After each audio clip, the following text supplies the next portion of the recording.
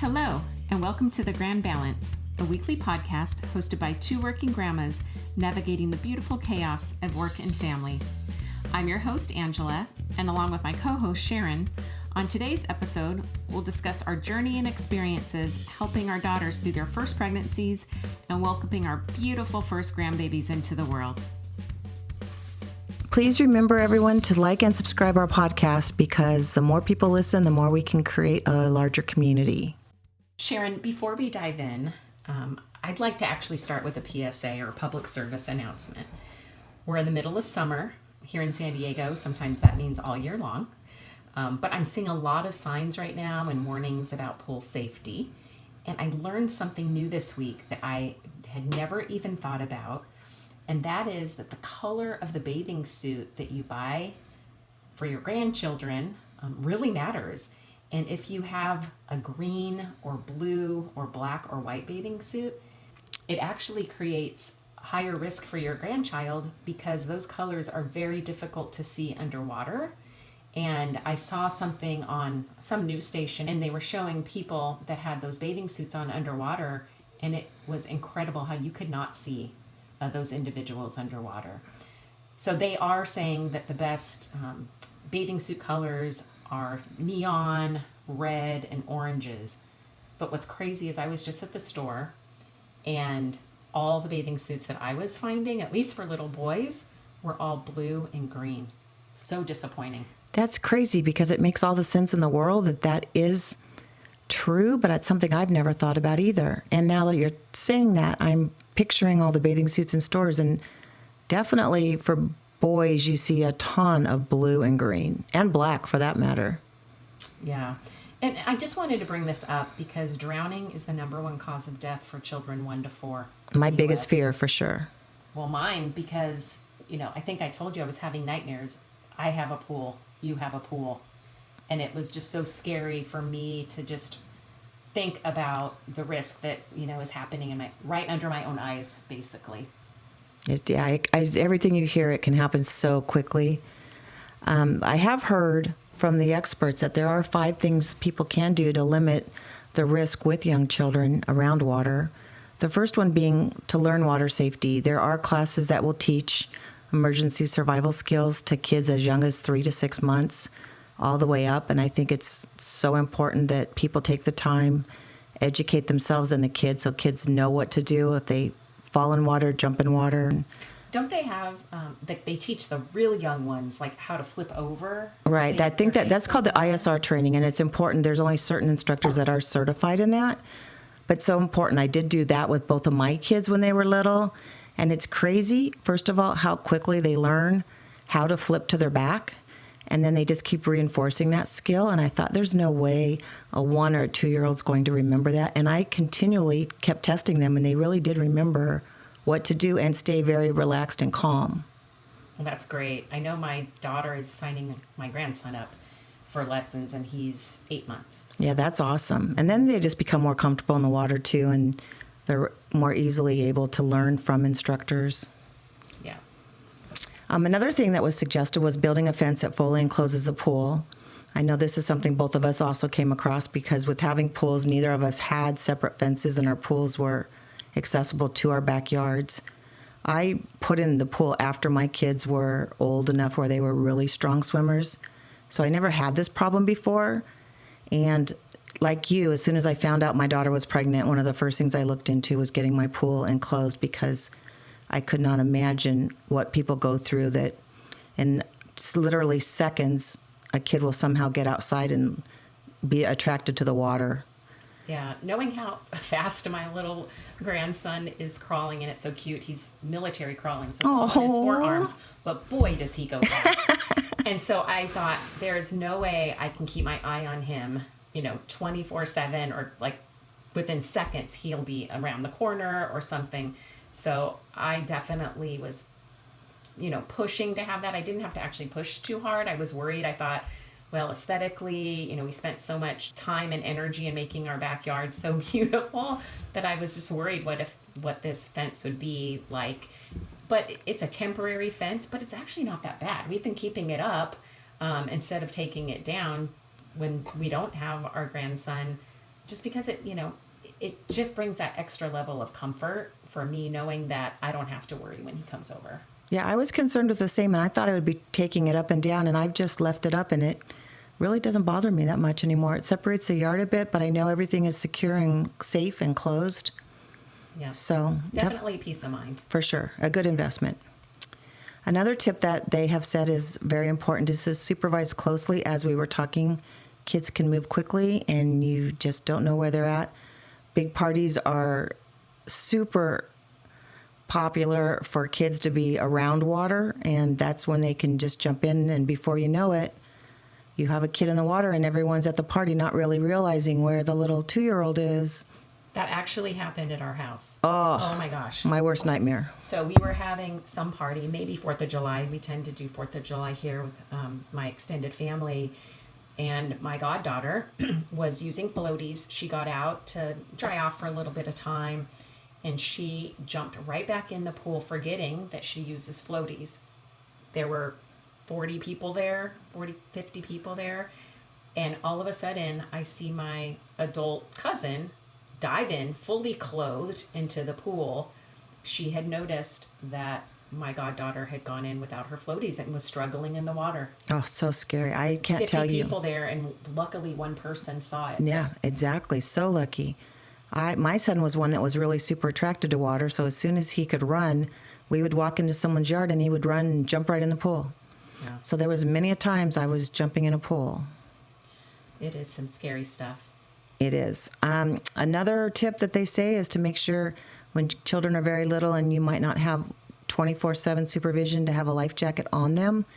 I think this is probably especially important at the beach or boating, just because the same thing, water's there, you just never know. And lastly, and super importantly, something I hadn't thought about in years, and it was to learn CPR. Angela had told me a suggestion about taking CPR. Not even a suggestion, you were just telling me you were doing that, right? Yeah, actually we did. We had the whole family go. It was myself and my husband and my son, my adult son, who is the godfather to our grandson, and my daughter and her husband. And I felt the whole family should learn it, not only just because of the grandchild. So we took the infant CPR along with adult CPR, because we have a lot of elders in our family as well. And I think just in general, having that skill set within our home is just so important. And what was very interesting is the difference between the adult CPR and the infant CPR. And after taking this class, I realized I would have probably failed at CPR, because the level of pressure that you have to put on the infant is a lot harder than I probably would. So I'm really glad I took it, because it really it gives you that muscle memory, so that if something happens, you know what to do. Because I'm 99% sure I wouldn't have done it right had I not taken this class. No, I'm so glad you said something to me, because it didn't even occur to me. I took CPR 30 years ago. And so I ended up taking it with my daughter and son-in-law. And besides just getting a good refresher, a lot of things have changed due to the research that's come about. And just doing that hands-on practice, like you said, to show exactly how much force you have to exert was a great thing to practice. Right. Okay, Angela, let's go to the topic that we're going to discuss on today's episode, how we were able to support our daughters during their first pregnancies. How did you find out about your daughter being pregnant, and what are some things you thought of that would be helpful for her in her future pregnancies that you did the first time around that you would repeat? Well, I'll start with my daughter's first pregnancy. She called me because, unfortunately, she hadn't told me she was having a baby, but she needed my help as a mom to get through her concerns. She had found out she was pregnant. She didn't want to tell us yet until she got through those first couple of months, and she was struggling. She had doctor appointments, and things weren't looking good. And so she needed her mom during that time. Yeah. And so I went with her to one of her doctor appointments. And while her hormone levels were good, kind of on the low side, but within the range, that was all looking good, the baby's heartbeat was a lot slower than normal. And so there were concerns. And, I honestly was trying to keep things so positive, but I really wonder if, I wonder if that was the right thing to do. I kept looking up things, and there's just way too much online now. Things that made it seem like, oh, things are going to be great. Things that made it seem like, oh, this is the end of the pregnancy. It's just really hard to understand what's real with all of the information overload out there. But I was just trying to keep her positive. I know my husband was trying to keep her positive that, this is all going to work out. It'll be fine. But at the end of the day, she knew her body, and she knew what was going to happen. And I don't know if I was there enough for her, because I didn't experience that in my pregnancies. I feel like you were there in that she sought your support, and you were able to support her and be there for her going through that. So I think that's probably what she was looking for. I know my daughter told me that she's had several friends that have gone through it as well. My daughter went through it as well too, but had a very early miscarriage. Not to say that that's any easier, but it was a little different. But she had told me many of her friends that have miscarried were reluctant to tell their moms because they didn't want to hear maybe you were too stressed out, you could have done this, you could have done that. And I think just the fact that you were there for her and being a shoulder to cry on, knowing that mom was still there, was very comforting to her. Because what I've learned just from talking to my daughter and some of her friends that have experienced it is they just need someone to listen. They just need someone to comfort them, and then they can come to terms with what's going on and move on in their life. Of course, they won't forget, but they can heal and move on for hopefully a subsequent pregnancy. You're right about, having somebody that you can talk to. And I do hope my daughter feels that way about the way I supported her. But I also feel like it's not talked about enough, that women aren't sharing these things. And one thing I did ask my daughter to do was to reach out to a cousin that we knew had struggled with miscarriages. My mom, who had struggled with miscarriages, and her and my husband's mother. What's interesting is so many women, 20% of pregnancies end in miscarriage, but you don't hear about it. I just don't think we're open enough about it. So I would encourage anybody that's, going through it to hopefully speak with somebody that's been there before, been in your shoes. It really devastated our family. I remember vividly where I was when my daughter called me when she said the baby had passed. She knew that it was over, and my husband, son, and I were at the dinner table, and my daughter calls me just crying her eyes out, which is completely expected, sorry. And I just start crying, and I remember my husband just put his face in his hands and started crying, and my son just held me, but we were hurting for her. And I think it overwhelmed all of us. And like I said, I don't know if it was the right way to handle it, but it really did impact a lot of people around her. Yeah, I think that's true, though. It is not talked about very often. And often people will say, meaning to be helpful, but not helpful, things that somehow make the mom feel like she could have done something differently. And obviously, in most cases, there's really nothing that can be done. But by saying this happens all the time is kind of minimizing what is happening. And I think that's something to be super careful about when people are going through that. It was meant to be that it's true, but it's not helpful to someone going through that. So I think, again, just being there, lending a shoulder to cry on, and let them work through the emotions, because I don't really know how you can take that pain away when it's a loss. For sure, it's a loss. Yeah. You make a really good point about, even though, it happens 1 out of 5 pregnancies, not minimizing it. You're absolutely right. What's interesting, so my daughter, she was struggling with this grief through the holidays. And I know that it's hard. You don't know what to do to help them through that. So she wanted something very specific. She wanted a little bird to put on her roof to look down over the house. It is a symbol of, a little one who flew up to heaven, but is here to look over the family. And That's so sweet. yeah, and I went to every store. I was searching, days on end online to find this thing, and we just couldn't find it. And finally, she found it, and it lights up during the holiday. So she remembers her first baby. Oh. And I think that's just so wonderful. That just helped her through that very difficult time during the holidays, which is difficult for a lot of people who've experienced loss. Right. And amazing that she figured out what would comfort her. Yeah, you're right about that. Yeah. So, just for those grandmothers out there, it's not always going to work out the way we hoped, but, it's just amazing the strength that, women show in these difficult times. And then we got lucky, and both of our daughters ended up having successful pregnancies. Healthy pregnancies. Yeah. A huge blessing for sure.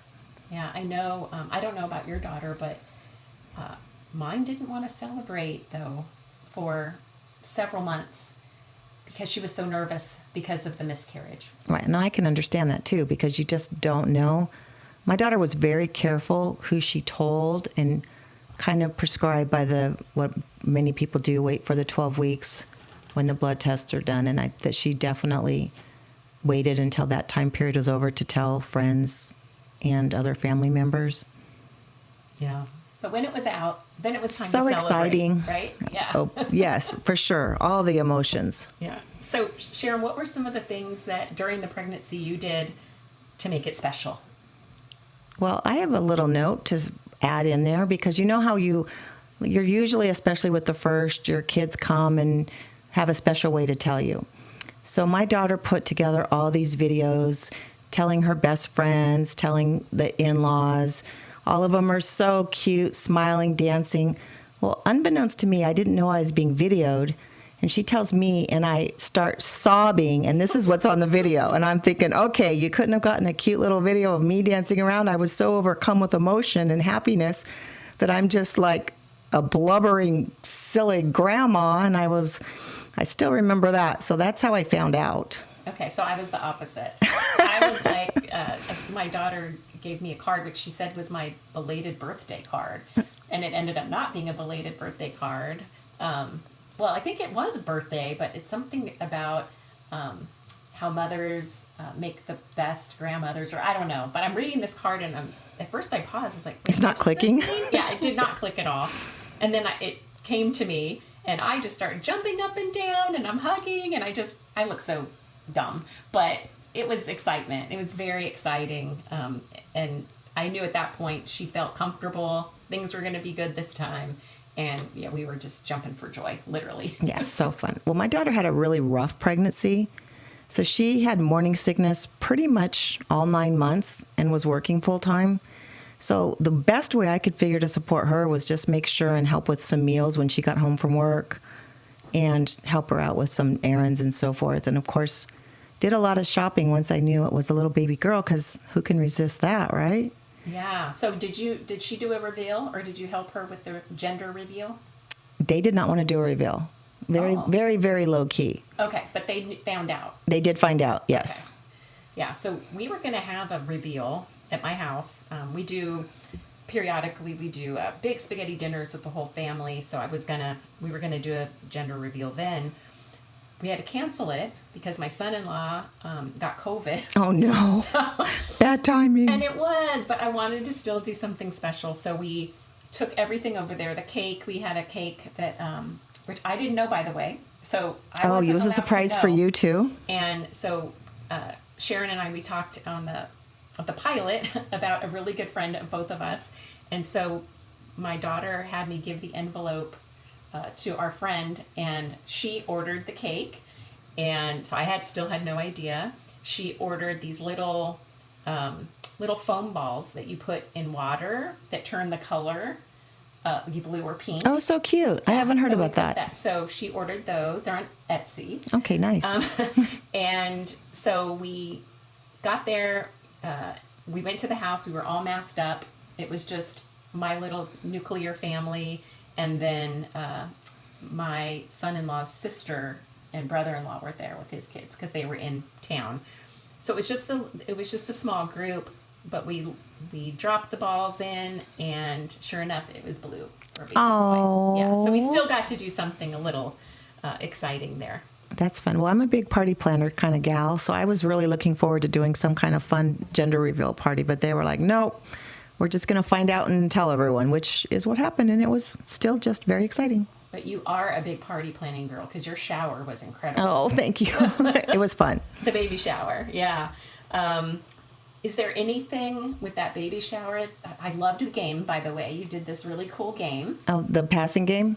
Is that it? Yes. Okay, yes. so several people have asked me for the script, and I just saw something on Etsy designed more for a bridal shower and just kind of tailored it to the people that would be at the baby shower. And basically you pass around a gift, and it starts with one person and it goes to the person that had the most recent baby, and then it goes to the person with the oldest child, and then it goes to the person that might be wearing pink or blue, depending on if it was a boy or a girl. So you keep passing the game around with a little rhyme type of thing. But I think it was a hit because I'm like 5 or 6 different people have asked me for it. It was so unique. I mean, it is so hard to come up with new ideas for baby showers. Well, and my daughter's funny. She was like, 2 games max. That's it. We're not doing a bunch of silly games. So I had to make it count. Yeah, everybody wanted to steal that from you. So I'm glad you're sharing because we all, what do they say? The biggest compliment is somebody who wants to copy what you did. Yeah, that's true. So it was great. All right, so the time has come. We did the showers. Now it's the Labor Day. So my daughter went early. What about yours? My daughter was also early, very early. Oh, okay. So let's talk about yours very early. So she was almost 4 weeks early, and her water broke, and she called me at around 6 in the morning and asked me if I could go to her house to let her dogs out because she was in labor. So I was taken a little off guard. I was groggy and not really knowing. I'm like, what? And so her original due date was in mid-March, and a big joke in our family is she and her brother were both born on the 19th, and many other family members, and my son always wore 19 for Tony Quinn. So we kept telling her, you better hold out till March 19th. She was like, I don't know about that. Well, sure enough, this was February 19th, and she went to the hospital and found out that she was going to have a C-section, and everything went well, and she had the C-section, and the baby was born on the 19th. Wow. So there you have it. Yeah. I thought my daughter was going to be late. I was 2 weeks late. Oh, you were? Oh, yeah. No, I was early. With my daughter, yeah. And so I thought, usually, they're going to follow in the same path. Right. And she ended up coming a few days early. Her water also broke. And so that was surprising. I was supposed to take care of the dog. So my job, luckily I got the key, right before that. My job was to go get the dog. And she said, Mom, I was going to do all this deep cleaning. My house is a disaster because I hadn't even packed. So I was supposed to work that day. I was completely distracted when she said she went into labor. So I just went to her house and I cleaned that house spotless. So funny. That's what I did too. But you and I both think alike. There's nothing better than coming home from the hospital with a clean house. Yeah, absolutely. So coming home anytime to clean house. Agreed. Deal, but that you haven't cleaned yourself. Yeah.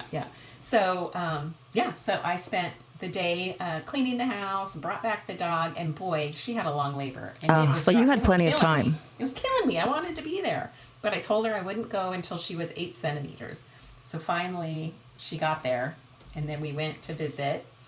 And funny enough, she said she gave up sushi during her whole pregnancy, and she loves sushi.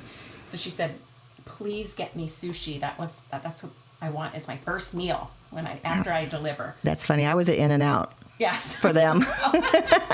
But they've been giving up stuff, and so we went and picked up sushi, and we were worried it was going to get too warm, but we were all prepared for when that moment came. That's funny. And let's talk about the work-life balance with deliveries, Because I know when let the dogs out and went straight to the hospital because she had told me she would need a C-section.